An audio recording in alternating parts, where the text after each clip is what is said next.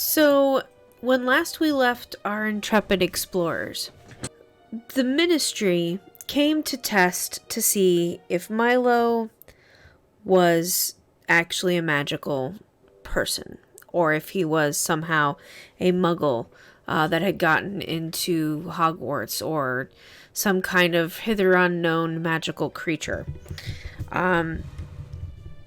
It required a lot of ingenuity on his part to get past the particular spell. The potion he was being required to make by Snape. But it does look, we think, like he was able to accomplish it.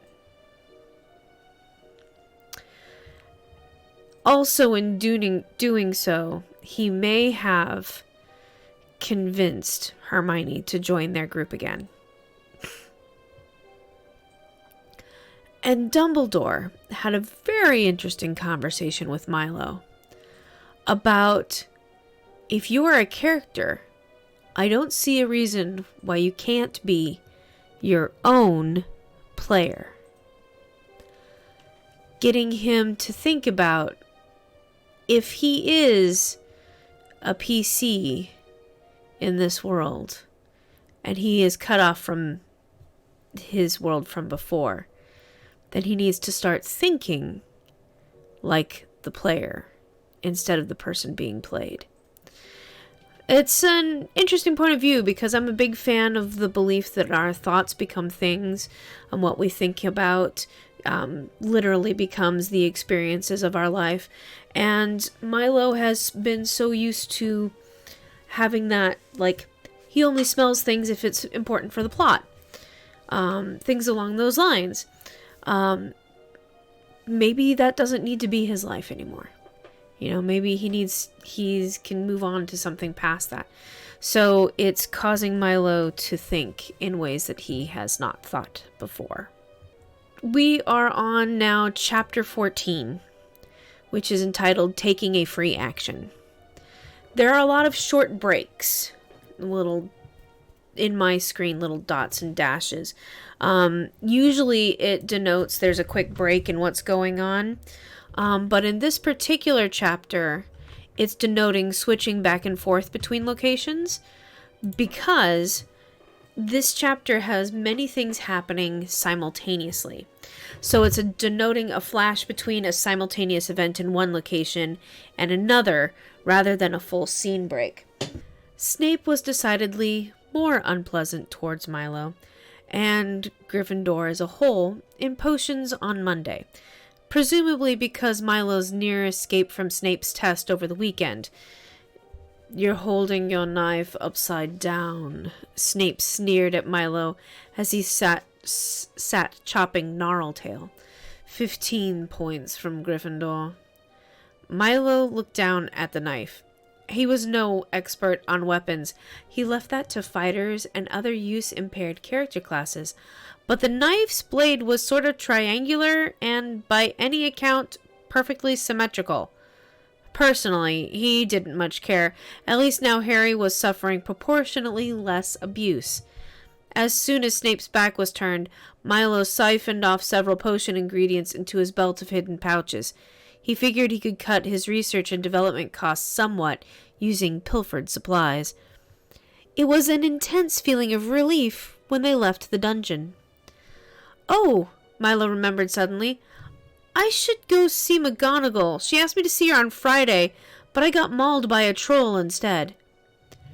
You put off seeing McGonagall just because of a troll?" Ron asked, his face pale with horror. "Run," Hermione said, panicked. Fortunately, their stern head of house did not seem to mind as much as Ron and Hermione had feared she would, that Milo had missed their appointment for frivolous reasons. "So, you wanted to talk to me about transfigurations?" Milo asked her nervously. "Well, I have to admit I was worried that Professor Snape might have been right about you," McGonagall said apologetically. "But, fortunately, you're just as much a wizard as he is, meaning, of course, there's absolutely no reason that you can't succeed in transfiguration." Milo swallowed nervously. "So I believe the best thing for you would be to receive some extra help. With this in mind, I've requested that Professor Snape allow you to serve some of your further detentions with me twice a week so I can give you remedial lessons. That doesn't sound so bad, Milo lied. Remedial? Transfiguration? He would certainly forget to tell this to Hermione. Thank you, Professor. Come to the Transfiguration classroom promptly at 7 o'clock every Tuesday and Thursday, she said seriously, and I'll eat my hat if we don't see improvement. McGonagall glanced at the clock on her wall. Well, you'd best be leaving if you don't want to be late for a history of magic. As Milo walked to Bin's classroom, he decided fervently that the first spell he was going to research would be one that turned his matchstick into a pin. The only problem was that he couldn't think of any spells he'd ever heard of at this level that could come close to doing something like that. The reason for Dumbledore's odd request that Milo sleep in the hospital wing became immediately apparent upon his return to Gryffindor Common Room Monday afternoon. "All hail the conquering troll slayers!" Fred cried as Milo, Hermione, Harry, and Ron climbed through the portal after the rest of their class. No part of that sentence is accurate, Milo tried to say, but nobody heard him over the sudden tumultuous roar. It seemed the entire Gryffindor house had turned out to congratulate them for not quite defeating a troll. Fred and George had that's one of those words I have trouble with. Procured.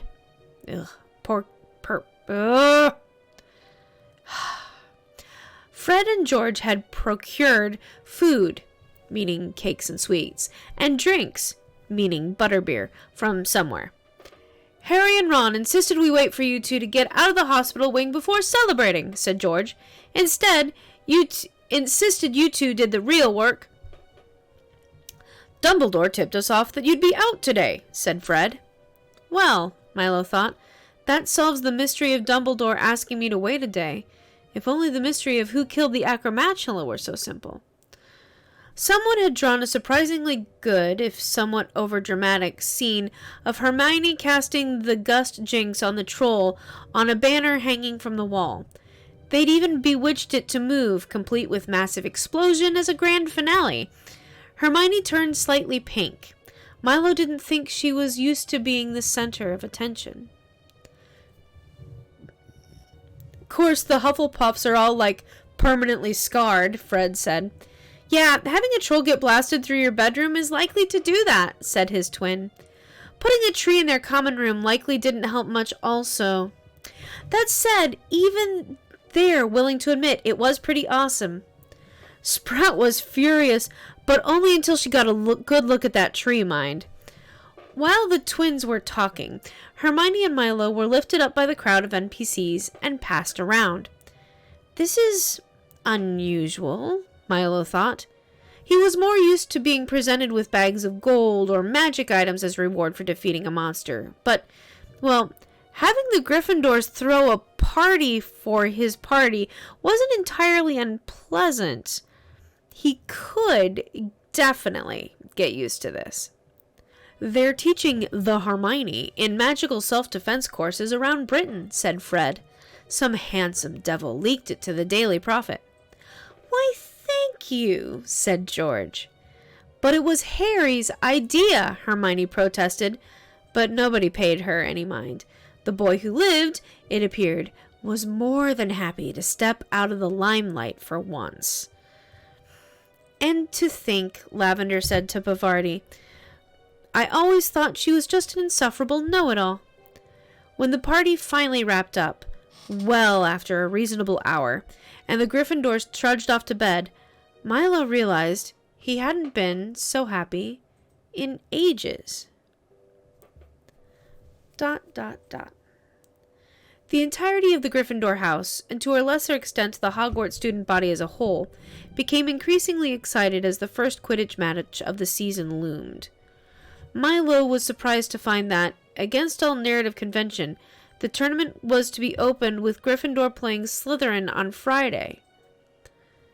It's just wrong, Milo said to Harry after the black-haired boy returned, covered in mud, from last-minute practice on Tuesday. You can play Slytherin on your first match.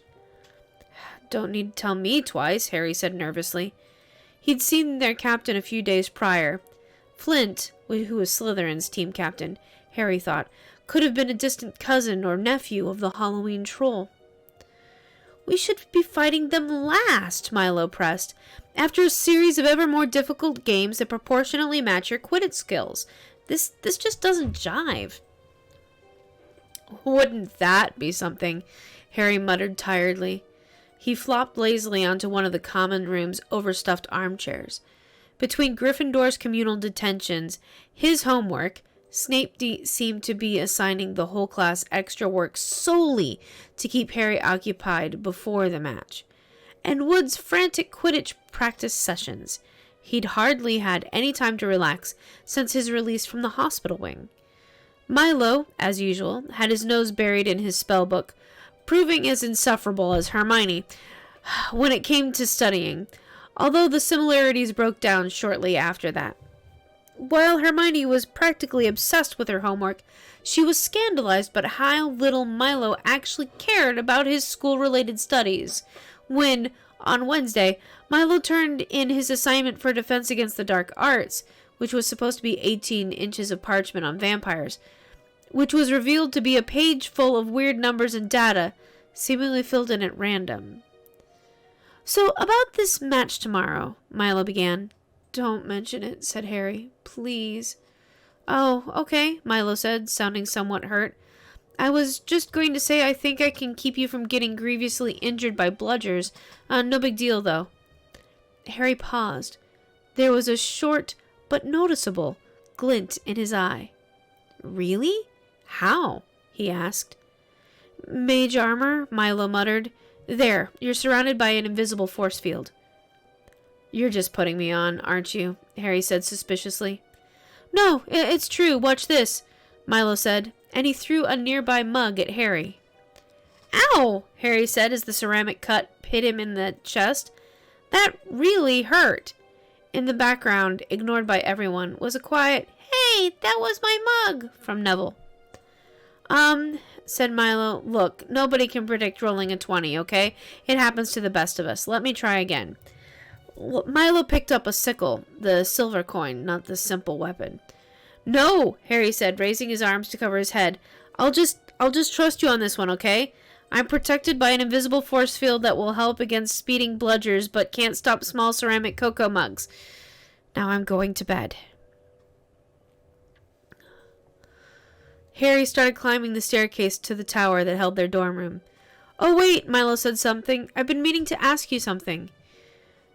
"Sure, what's up?" Harry said sleepily. "Well, you've got all these piles and piles of gold, right?" "Look," Harry said seriously, "I didn't ask for them, right? I can't help being rich." "No, it's not that at all. The thing is, well, I need your help." Harry frowned, all trace of exhaustion gone. "Sure, what can I do?"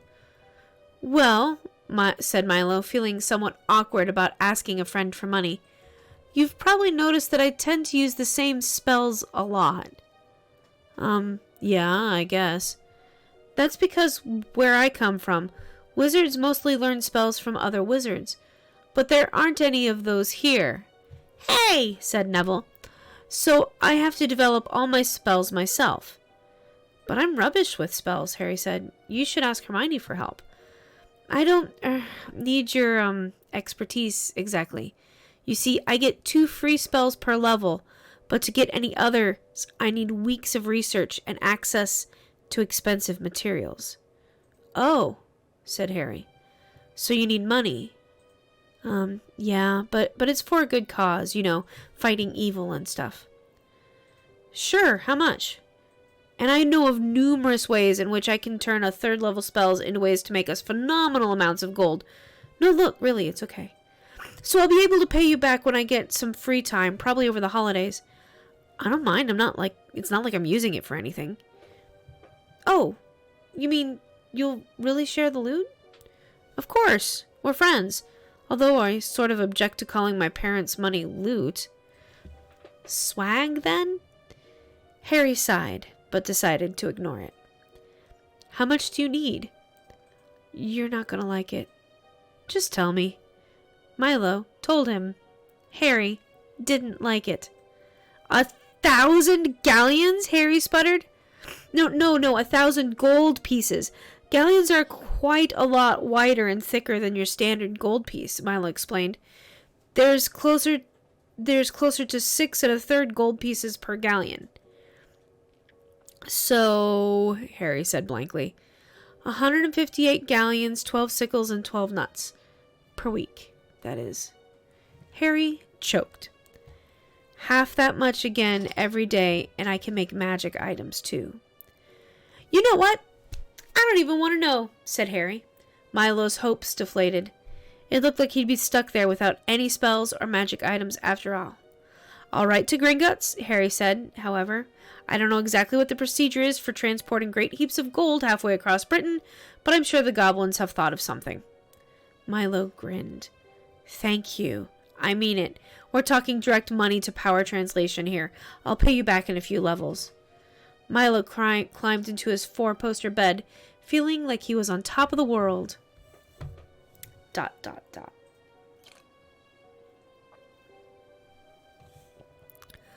We have to kill Milo, Draco announced to Crabbe and Goyle Tuesday morning. Yeah, boss, kill him. Sure, boss, faltered Goyle. Try murder, Malfoy suggested wearily, or dispatch. Sure, boss, murder him, said Goyle, who'd never used the word dispatch before and was frightened to try. ... We have to kill Malfoy, Milo announced to his party Tuesday morning. Hear, hear, Ron voiced his agreement. So what I've been saying for ages. Wait, said Harry slowly. When you say kill, what'd he do this time? Hermione asked with a yawn. ... This summer, he broke into Father's summer home, said Malfoy imperiously, and made off with the prototype Nimbus 2001 that Father had. It can't have been a random act of burglary, because it was all done up like a regular 2000. He'd have had to known it was there. I mean, how unlikely would it be that he just so happened to grab the one test number 2001 in all of England? There's only one possible conclusion. Malfoy paused dramatically. This Halloween, Milo said theatrically, he boasted about the cuddly cannons defeating the Wigtown whatevers at that big game thing. Adventurers are notoriously bad about getting long names right. Admitting he was behind it. Now I thought, what would a Quidditch match possibly have anything to do with anything? When it hit me. The Nimbus 2000. I grabbed one off a Death Eater once, and Harry got it in the mail, and thus it is our list, and therefore irrelevant to the plot. The cannons were all riding Nimbuses donated by Malfoy, who has connections to the Nimbus Corporation. There is only one possible conclusion. Milo paused dramatically.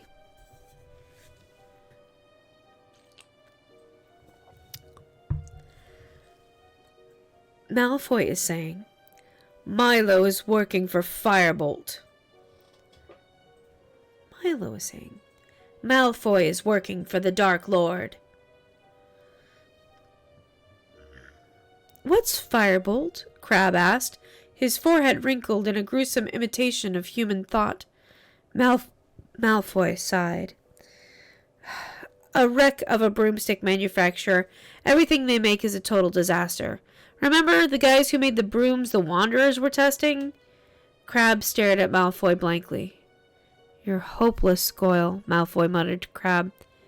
Yeah, you're hopeless, Goyle, Goyle said to Crabbe. Yeah, I'm helpless, Crabby, Crabby said to Goyle. Anyways, the guys working for my father at Nimbus are the best in the world.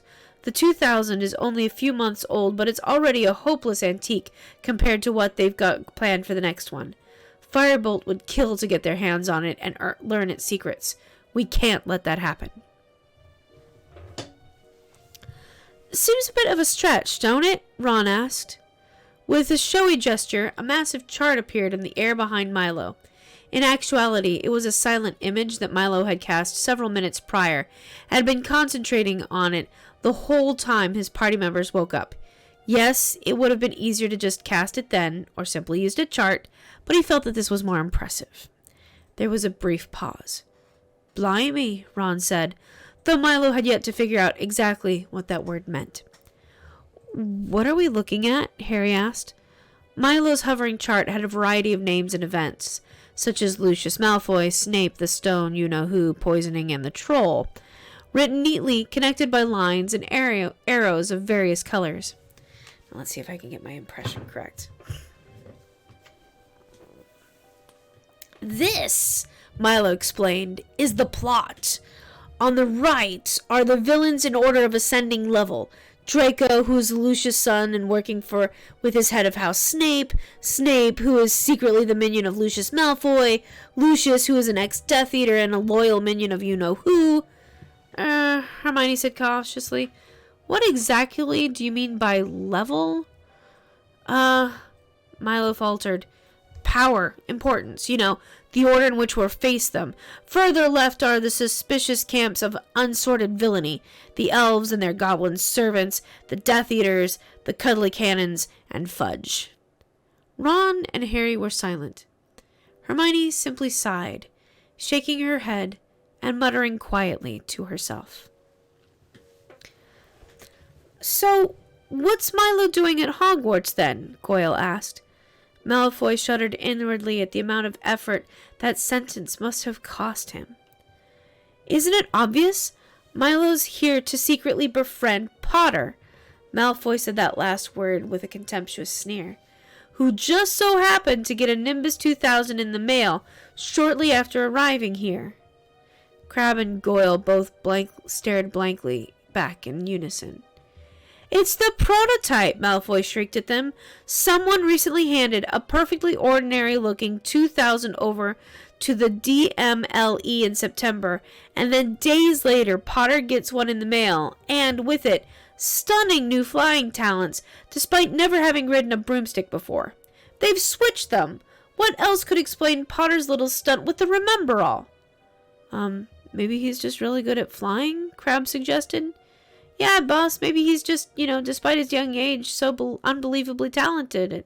"Shut up!" Malfoy commanded. "And then he just so happens to be allowed onto the Quidditch team, despite being too young? It's a conspiracy, I tell you. McGonagall or someone somehow managed to get Milo's stolen broom from him and gave it to Potter so Gryffindor would have a chance at the cup. Then she went out and bought a Nimbus. I checked. They have it on record at Diagon Alley, and turned that into the Ministry, hoping no one would notice." This is now Milo in the group. "So let's go through this chronologically. I was attacked in the Forbidden Forest by an acromantula under highly suspicious circumstances, and the evidence suggests that someone iced the thing with a killing curse. Highly advanced dark magic. The only people nearby were Quirrell, Hagrid, and Harry. As Hagrid can't do magic, and we obviously rule out Harry, that points to Quirrell." Milo traced a blue line from Quirrell to Acromantula on his chart. "That can't be your only reason for ruling out Hagrid," Harry said, offended. "But that's no reason to believe it wasn't Snape hiding somewhere in the forest." Milo traced another line to Snape. "Which ticks things up the ladder to Lucius, as, thanks to my furry friend, we now know is Snape's secret master, and eventually Lord Voldemort. Next," Milo continued over Hermione's objections, "someone tried to poison my breakfast and missed. That poisoning was facilitated by the elves in the kitchen staff. Nobody else could have got close to the food." Milo pointed to their name on the chart. "Under instructions from Draco, Snape, or Lucius during Draco's Quidditch distraction." But I thought you said," Ron said, but was cut off. "While it is true that I did confront Draco about this and decided it wasn't him, my view changed when I found out that his father, Lucius, was having covert meetings with Snape in the Forbidden Forest. Lucius ordered Snape to have me expelled, presumably so Lucius can kill me while I'm no longer protected by the wards and Dumbledore. Maybe, I realized, it's time we stop ignoring Draco as a legitimate threat. I'd bet, no, in fact, I'm certain of the fact that Draco's up to something devious, and likely highly dangerous, as we speak. So I wrote Father and asked him to ensure that there was a cannon's victory on Halloween. He, of course, did so without question or hesitation, to make Firebolt look bad and to make Milo crack. And Merlin did it ever work, Draco said exuberantly. The Nutter tried to end things for himself by the tried and true suicide by troll method. Shame Snape was there to save him, really. I'd have thought better of him. Draco paused to catch his breath. So, he said with a hint of finality, we need to act fast before he can recover. Milo's had far too long with Potter to study the prototype for my liking. We need to stop that now. The Friday Quidditch match with Gryffindor is the perfect opportunity. And then, Milo continued, someone released a troll on Halloween. While this would point pretty clearly to Quirrell, who seems to be a bit of an expert on trolls, it just doesn't fit. Why would Quirrell release one right after teaching us all how to defend ourselves against trolls? And besides, he added, Snape's behavior was more than suspicious. As soon as he heard about the troll, he rushed not to the second floor, where the troll was supposed to be, but to the third floor, where we suspect they're hiding the Philosopher's Stone. Even Hermione frowned at that. That is a little odd, she said at last. You don't think Professor Snape is trying to get the stone? A bit slow on the uptake, are we? Milo asked. Hermione turned a bit pink. Snape used the troll as a distraction to get to the stone, and likely to kill me. He nearly succeeded on both counts. Milo traced a line from the troll to Snape and the stone. Snape's backup plan, however, was already in the works. He'd devised a potion to oust me as a different type of wizard and have me expelled from Hogwarts, which is when I met Fudge, your Minister of Magic. At first, I couldn't tell if he was a pawn or a chess master, but eventually it became pretty clear. He really wanted me expelled, which means he's either got an agenda of his own, or he's working with Lucius. Now he's not on Harry's list, meaning he was introduced too late to be a new independent party. This means he's working on behalf of Lucius, but fortunately, the whole ministry's probably not in on it, or there would be all sorts of signs, like wrongful imprisonment of sympathetic characters, horrific beings of death and fear in their employ, mysterious rooms in the basement full of gateways to evil dimensions, disagreements with Dumbledore, that kind of thing. Also, probably spikes on the ministry roof. Hey, Ron, your dad works there. Has he ever mentioned spikes on the roof? Nope, Ron says. He says the desk corners are pretty pointy, mind you. I don't think that's quite enough. So I'm putting them down for blatant corruption and incompetence rather than outright evilness. Incidentally, this is probably why obviously evil wizards like Snape and, frankly, the parents of the entire Slytherin house are so rarely rated by Aurors. Which brings me back to Snape. He is clearly trying to get the stone for Lucius, who will present it to you-know-who in return for a position of power in the New World Order, but his well-laid plans were foiled by you three and Quirrell. So, Milo paused to catch his breath. We need to act fast before he can recover. The Friday Quidditch match with Slytherin is the perfect opportunity. I've got it all planned out, Malfoy said confidently. I'll ask Father to anonymously donate a team's set of Nimbus 2000s to Slytherin, but they'll all have the names filed off and will leak to the Daily Prophet that Slytherin team is testing a new Firebolt design. But, said Crabbe, I thought you just said they'd be Nimbus 2. Yes, but they're in disguise. So it'll be a big thing because everyone wants to see Firebolt's answer to the 2000. So the Prophet and Witch Broomstick and all of them will have people at the game to see how well it does. And here, Malfoy said modestly, is where it gets really clever. Milo will have no choice but try and rig the game so Gryffindor loses, or else his secret master, Firebolt, will look bad. Goyle frowned. But I thought he was friends with... But I thought we want Firebolt to look... He cares about as much about Potter as I care about you two oafs, Malfoy said angrily. And once we can tell Milo's rigged the game and it's a shoo-in, or should I say, a Slytherin, for Slytherin, then we'll have some of our own players lose control of their brooms, crash, and blame it all on the Firebolt. Slytherin wins the match, Potter never forgives his friends, so Milo can't examine the prototype anymore, and Firebolt will be ruined. Crabbe and Goyle were silent, staring in awe at their boss. I've got it all planned out, Milo said confidently. I'll break into Snape's office on Friday, right before the game, to steal some Veritasium. While Harry is dazzling the school with his flying prowess, Hermione, Ron, and I will sneak some into Draco's water.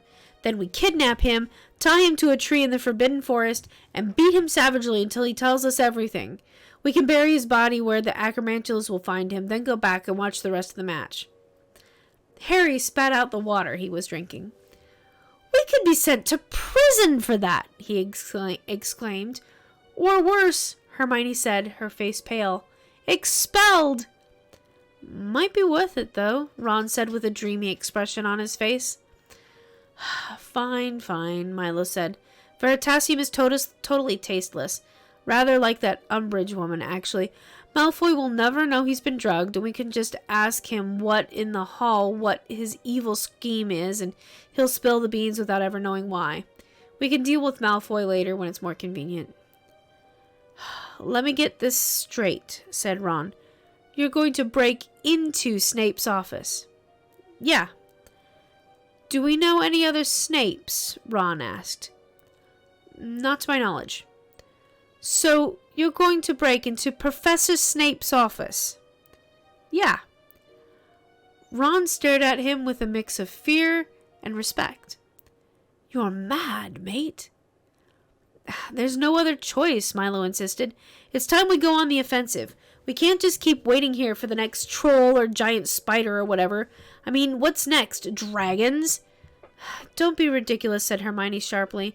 No one would dare try to bring a dragon into Hogwarts, not while Dumbledore's here. Yeah, Dumbledore'd go nuts, Ron agreed. So, Milo pressed, are we all in? Yeah, said Ron, anything to get one over Malfoy. I don't see that there's much I can do, said Harry, seeing as how I'll be playing Quidditch, but yeah, I guess I'm in. Everyone turned to look at Hermione, who remained silent, looking troubled. We did have a deal, Ron said, remember? Milo found proof that Snape's evil, though I think his treatment of Harry should have made that clear enough.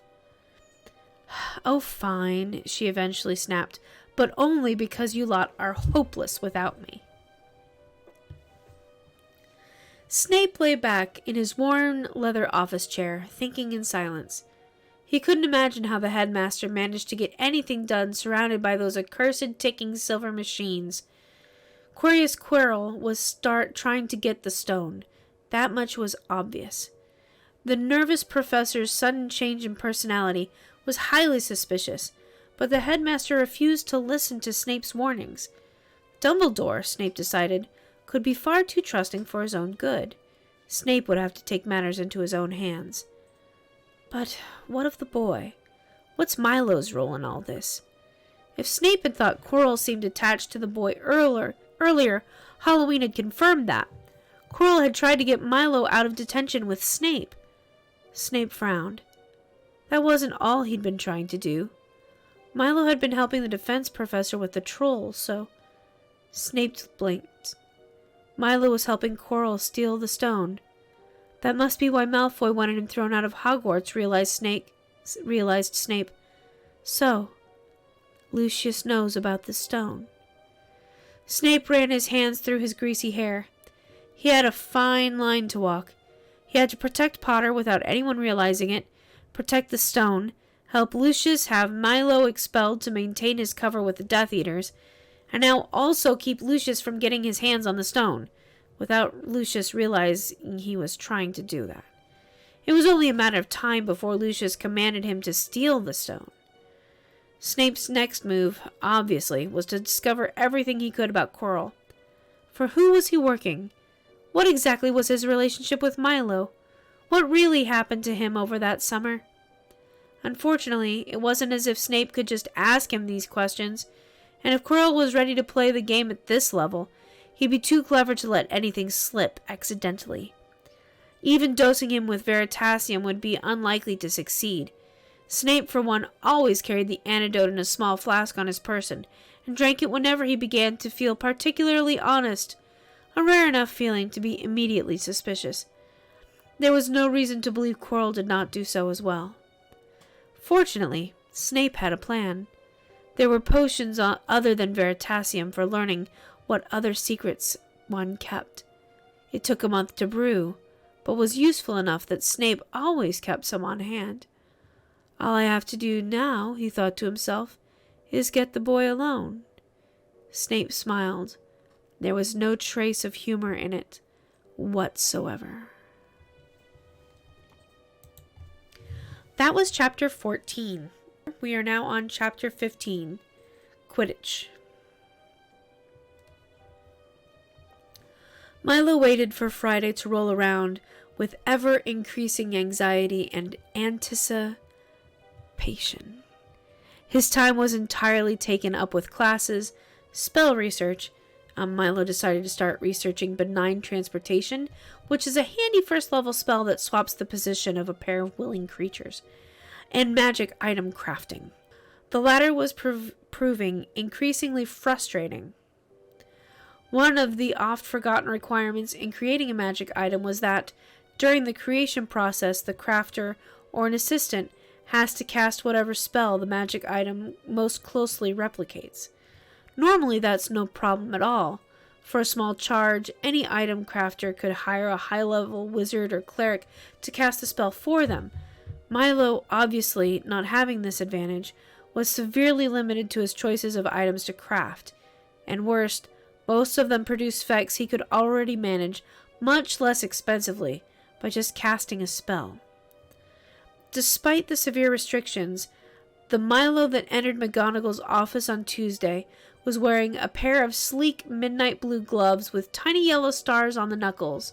Twice a day, Milo's new anarchist gloves could add a significant amount of extra kick, plus 2 caster's levels worth of kick to be precise, to his low-level spells. To McGonagall's increasing frustration, Milo showed no noticeable improvement in his transfiguration abilities, even under her expert tutelage. "You have some sort of learning block," McGonagall had explained. "We just need to figure out how to work around it. You can pull off even one successful transfiguration. I'm sure you'll have no trouble at all with further ones." She decided to try trial and error. Since transfiguration was largely performed in the mind rather than in the wand, she'd explained, it only followed that Milo had to try thinking differently. And the easiest way to do this was to change environmental factors more or less at random. She made Milo try to transfigure outdoors, indoors, while balanced on one foot, while blindfolded, while hanging upside down, while inhaling burning incense, with his wand in his left hand instead of his right, with his wand held in his feet, with his wand held in both hands, with her wand, with no wand at all, while under water, and while floating in the air, and every possible combination of the above. "Maybe," she said thoughtfully, "if you're blindfolded and slowly turning counterclockwise while in the presence of a horned toad and the room smells of lavender." "Professor," Milo interrupted, "I don't mean to be rude, but doesn't this strike you as a bit ridiculous?" "Of course," McGonagall said, and for a moment Milo thought she'd agree with him. "Laughter! Maybe you'll be able to transfigure while laughing. Tell me, Mr. Anastasia Leandon." Milo rolled his eyes. He hated being called by his last name. "Tell me, how many centaurs does it take to light up a wand?" Milo sighed. "I don't know," he said obligingly. "How many?" "None," McGonagall said with the tone of someone saying something clever. "For Mars is unusually bright tonight." While the other Gryffindors returned from their communal detention, they found Milo sitting in the common room, stitching up his fifth-hand robes. "Still working on that?" Ron asked, interested. "They already fit better than mine do." Mine were Charlie's originally. Hermione stared at the thread Milo was using with interest. Is that unicorn hair?" she gasped. "Yeah, wand grade," Milo said. "I was going to use silk, but it wasn't expensive enough."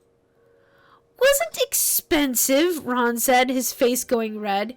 He paused to get control of himself with obvious effort. "You're just as bad as Malfoy, you are. No, Milo said aghast. It's just for my magic, I need to use magical components that cost a certain amount. And, Milo said with a grin, when I'm done, these robes could fit Hagrid. How much unicorn hair magic items resize to fit their wearers? Milo explained patiently. Everyone knows that, Ron. Thought we weren't doing that anymore, said Harry. Sorry, I couldn't help myself. Everyone ready for tomorrow? Milo asked, setting aside his under construction robe of arcane might. It would take another 20 days, but when he was done, Milo would be a force to be reckoned with. Or not to be reckoned with. Milo could never remember how you would supposedly say that. Yeah, Harry said. Of course, Ron said. Well, if you insist, Hermione said, although Milo guessed that her reluctance wasn't entirely genuine. Excellent! Let's begin then. Milo waited until he could hear the thunder from the Quidditch pitch outside to begin the heist. Invisibility, he muttered, and withdrew his 11-foot pole, looking appraisingly at Snape's office door. With a deep breath to steady his nerves, he turned the doorknob with mage hand and gave the door a firm push with the wooden pole. Nothing exploded. Milo wiped sweat from his brow. Really, this is what rogues are for, he thought sourly. Milo stepped cautiously through the apparently untrapped doorway and entered Snape's office. He wanted to spend as little time there as possible. Spontaneous search, he cast.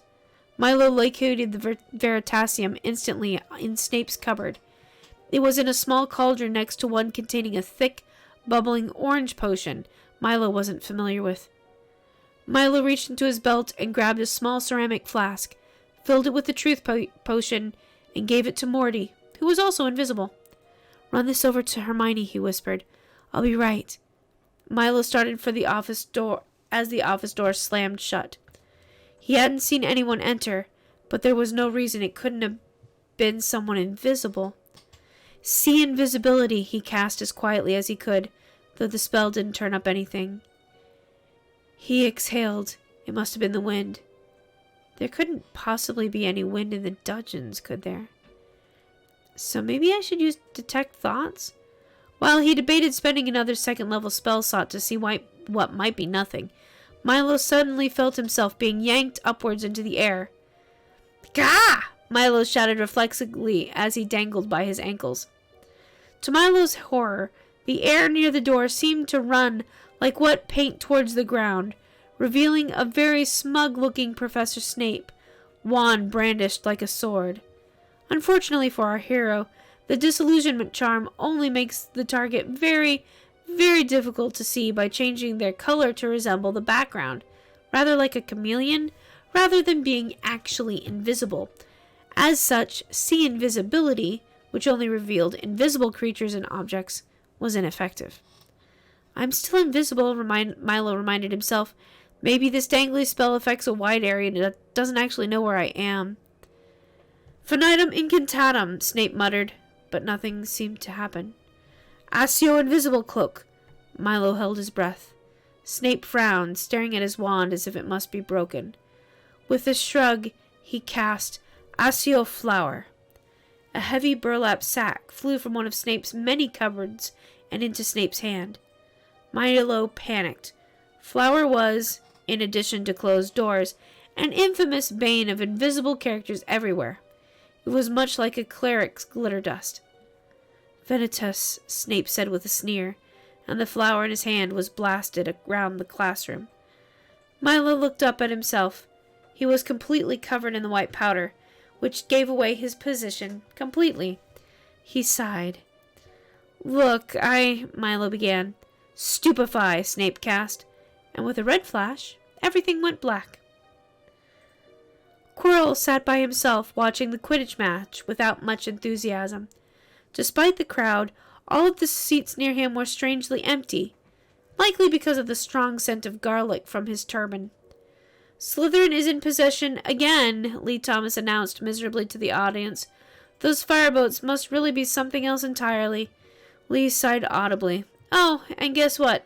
They scored. Again. And that puts the score at 140-30. for Slytherin.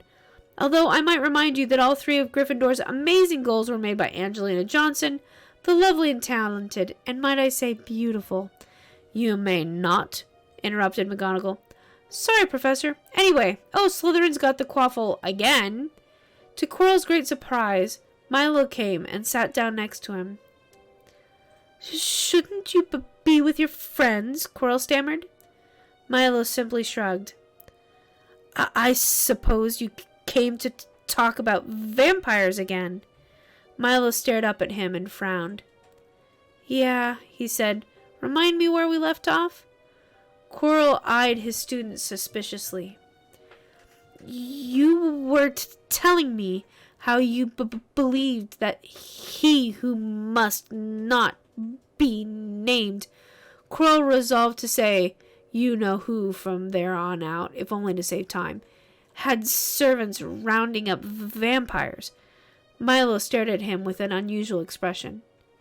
Did I now? He said softly.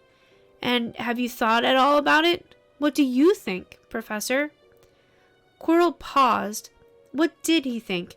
The truth of what he believed was something he tried not to think about, lest his master discover how odd he thought it that becoming a vampire hadn't been his first plan. The Dark Lord is widely known to believe strongly in blood purity, Quirrell explained. I don't believe he would be willing to become a vampire. Milo choked somewhat, but recovered quickly. Something is not right here, Quirrell thought. I have to press him for information. Can he really bring back the dead? More importantly, Quirrell stammered, what you said earlier. Is it true? Milo hesitated for a fraction of a second before speaking. Yes, of course. But how? In the background, ignored by both of them, Slytherin scored again. Milo paused. In the same way that all wonders are achieved, he said. I think you know how. Quirrell frowned. No, I really don't. Milo looked vaguely disappointed. Where's Snape? Milo asked suddenly. I wonder what he might be up to while the students are all here, watching the game. Quirrell himself had just been thinking the selfsame question. You think he's trying to get the stone again? Quirrell asked. Maybe. What are we going to do about it? To Quirrell's surprise, a small rat climbed up his leg without warning. Quirrell reached for his hand to hex it, but he noticed the rat was holding a tiny roll of parchment between his teeth. Unfurling it, Quirrell read, Professor Quirrell, Snape has me locked in his office. He hexed me and fled. I'm almost completely immobilized. You're the only professor who knows what he's up to. Help. Signed Milo. The writing was messy and hasty, and the ink blotches ran in the wrong direction, almost as if it had been written upside down.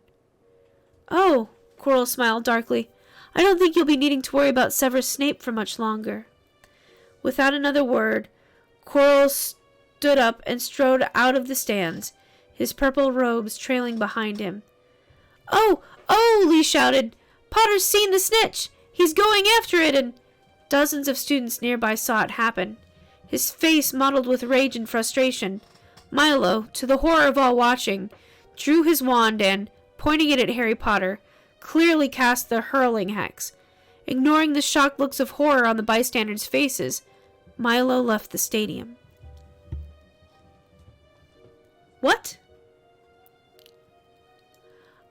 I'm sorry, but why would Snape, pretending to be Milo, hex Harry like that?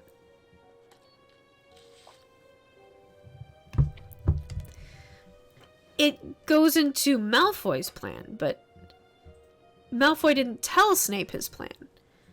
Why would Snape?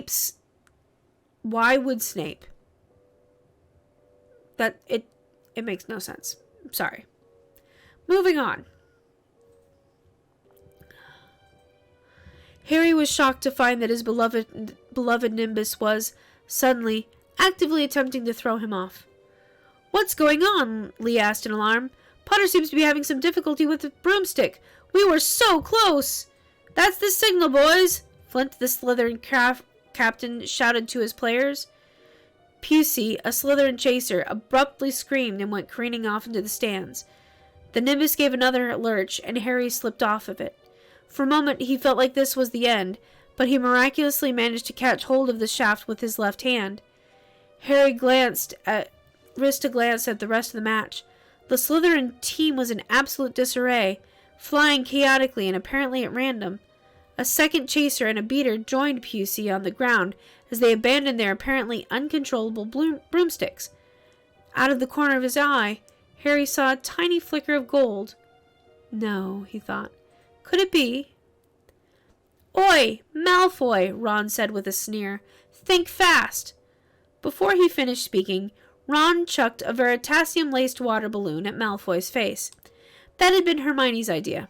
If all it took was a drop of the potion, then surely he'd swallow at least that much by accident, right? Not to mention how much got into his eyes. That rat always delivers, Ron thought to himself, unlike Scabbers. Ah, what? Weasley! Malfoy sputtered, water pouring all down his front. The crowd of students around him were too focused on the game to pay much attention to yet another Malfoy versus Weasley row. So, Malfoy, what are you up to? Ron asked casually. Trying to decide what to hex you with, Malfoy said, then frowned. I meant, what's your evil plan? Ron clarified. It's none of your business that I'm trying to get the Slytherin team to stop pretending they're fake firebolts, which are really Nimbus 2000s in disguise, are going haywire because it's only Potters that's been hexed, and they're going to get flattened. Malfoy clutched his hands over his mouth, as if to stop it from speaking. He glanced around frantically. Where were Crabbe and Goyle? And why are the Slytherins writing fake firebolts? Ron asked, intrigued. Harry was jostled back to his senses as the Nimbus gave another kick, and his hand slipped about 2 feet down the shaft towards the end. In addition to rocking wildly back and forth, the Nimbus was still flying forwards at the speed it had been when Harry had lost control over it. The snitch, if that's what it was on the other side of the pitch. Harry swung his legs sideways, angling the broomstick, still bucking chaotically, around in a wide arc. He could see the snitch, buzzing above the stands. Nobody else seemed to notice it. They were too fixated on the havoc that Harry's and the Slytherin's broomsticks were wrecking. Harry was just a few yards away from his target when the broomstick gave a particularly powerful kick, and he lost his grip entirely, literally and figuratively. Ah! He screamed, flying through the air in a high arc towards where the Gryffindors were sitting. His Nimbus, meanwhile, continued flying over the audience and into the distance like a speeding bullet. A red and gold sea began to part in front of him as the Gryffindors fled. Harry saw a tiny flicker of silver ahead of him and desperately reached forwards. It was just over a foot away, now just inches. Harry's gloved hand clasped around something round and heavy when everything went dark. The last thing he remembered was Neville's horrified face. Poor Neville. The door to Snape's office reopened and Morty, now visible, scurried through. Milo was still hanging upside down, which was making him dizzy and likely to give him all kinds of circumstance penalties. Milo glanced up from his furry friend and saw Quirrell's trademark purple robes and turban. Hey, Milo said. Did you get my note? Indeed, he stammered. Libicorpus, he muttered, and Milo slammed to the ground. Well, that was embarrassing, Milo said. Writing with Mage Hand is a really weird experience. I'm surprised you could even read that. Show me your wand, Quirrell commanded. Milo stared at him blankly for a moment before remembering he even had one. What, this old thing? It's all yours. Milo pulled his chestnut wand from his pocket and tossed it to the professor. Quirrell caught it with surprisingly quick reflexes and examined it closely. As your defense professor, Quirrell said absently, I would advise against surrendering your wand in the future. Milo snorted. What am I going to do, poke you with it? He asked with a laugh, standing up from the floor. At some point while he was stunned, Snape had cleaned all traces of flour from the office. Prior incantato, Quirrell said from under his breath. If he was surprised when nothing happened, it didn't register on his face. Apparently satisfied, Quirrell handed Milo back his wand. Milo back his stick.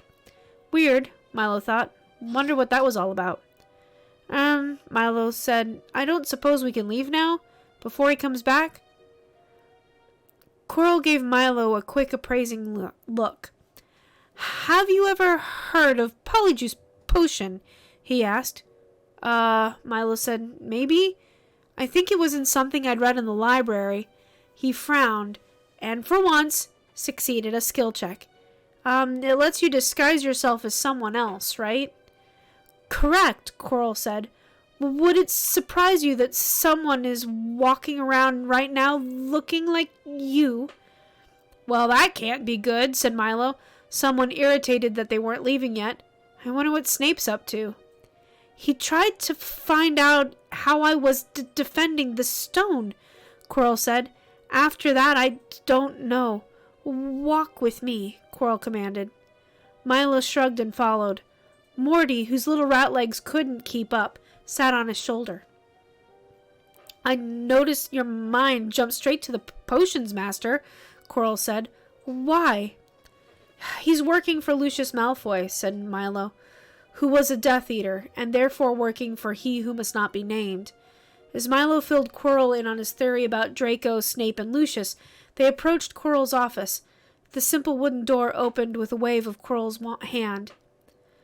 How do you know that Lucius is still loyal to the Dark Lord? Quirrell asked. Hasn't he told the world that he was bewitched? Quirrell said the last with a sneer, sitting down behind his desk. Well, for one, that's obviously a lie. Everything about the Malfoys has evil written all over it. But also, when I was summoned here, I woke up in the Malfoy Manor surrounded by dark wizards in masks that sound an awful lot like the old Death Eater get-ups. So, Quirrell mused softly, they're still active, even without their master. Oh, Milo added as an afterthought, while I'm here, want me to protect your office against vampires? What? Quirrell asked. He seemed totally thrown by the question. Why? To keep vampire Voldemort from murdering you in your sleep when he fails to get the stone, Milo said. It took an effort to not add, duh.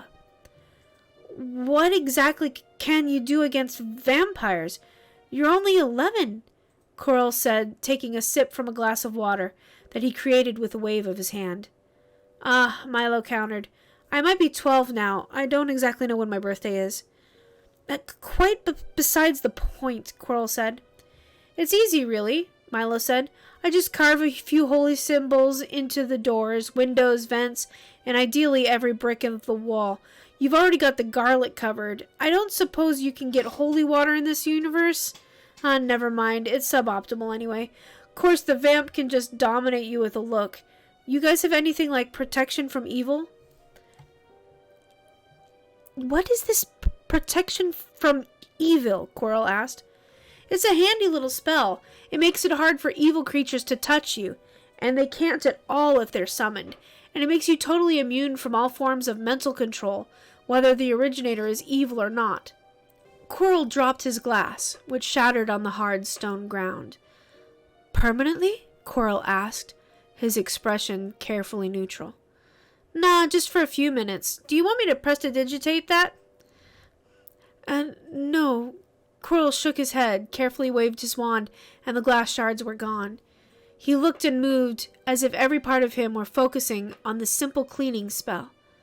I think, Quirrell said slowly and deliberately, that it would be best if we are to work together, if you explain to me just how your magic works. Thank you for the raid. I would also really appreciate the follows if you enjoy listening to people read you stories. I like reading bedtime stories.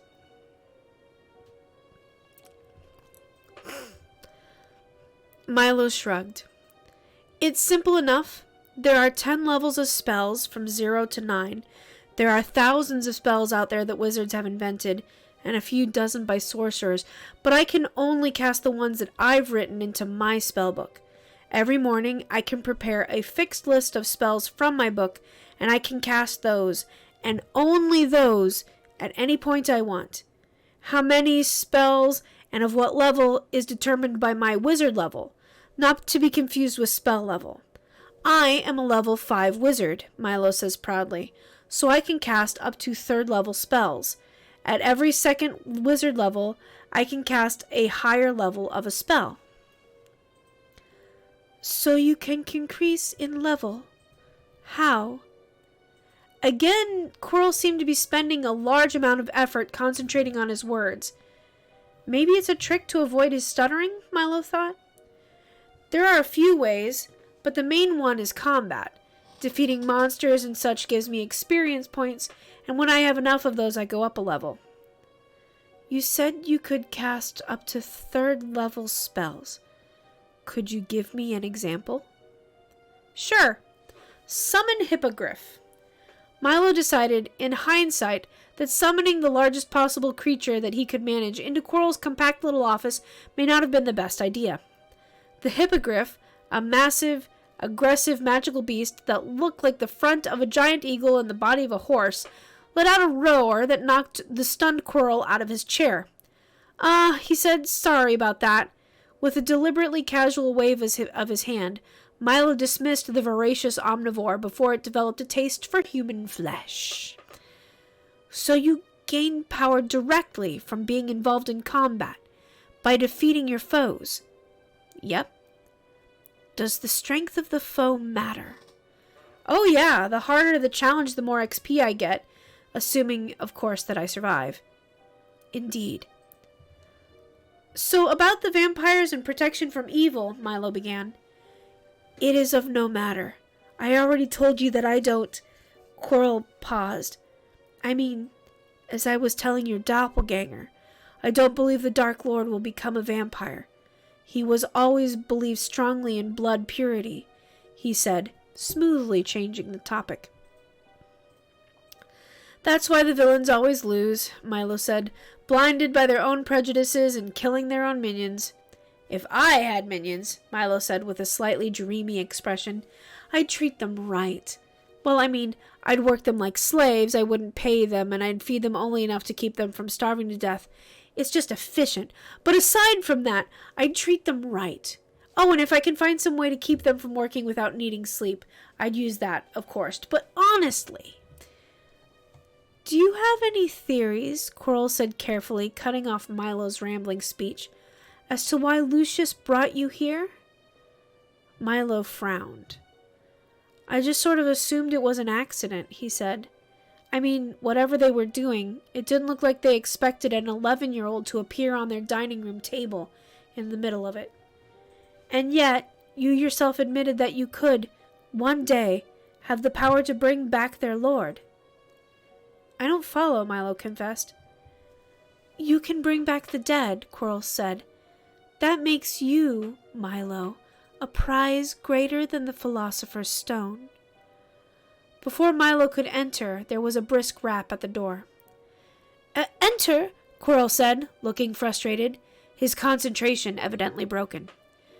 The door opened to reveal a very, very angry-looking Professor McGonagall.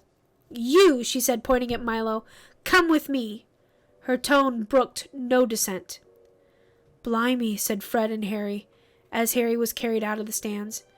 Just once, we were going to be able to throw a party on a Friday, said George. And the star of the show won't be in the hospital wing. And on that day, the house elves will overthrow their masters and become the lords of the universe. Hoy my goodness. What an interesting experience we have had today. So, in our stories today, Milo and Harry and them got into some very weird talking is a free action debates about what they believe each other is up to. And then the Quidditch match took place. Now that I think about it, because I was very much, why would the polyjuiced polymorphed Snape cast that spell against Harry? But now I'm thinking it might be because he's trying to get Milo kicked out of the school. So maybe that's why, but seriously, it's just like, why? It doesn't follow his character's point of view at all. So, besides that, yeah, really loving this book. This is my favorite Harry Potter fanfic. If you have a favorite Harry Potter fanfic, please let me know what it is so that when this story is over, I'll have something else to go to. If you like these videos, please, follow.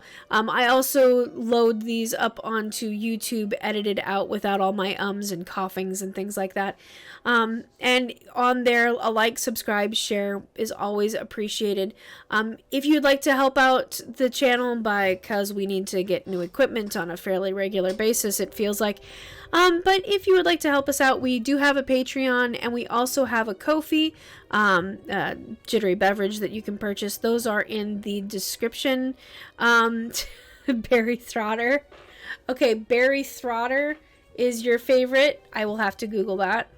Again, if you have any questions or anything, please put them in the chat. I love chatting with you guys. I have read 2 chapters tonight, and my voice is shot. So that's going to be the end of that for me. Thank you all so much for being here. Know that I love you, and I have the right to love you because I can. If people can hate for no reason, then I can love for no reason. Meh.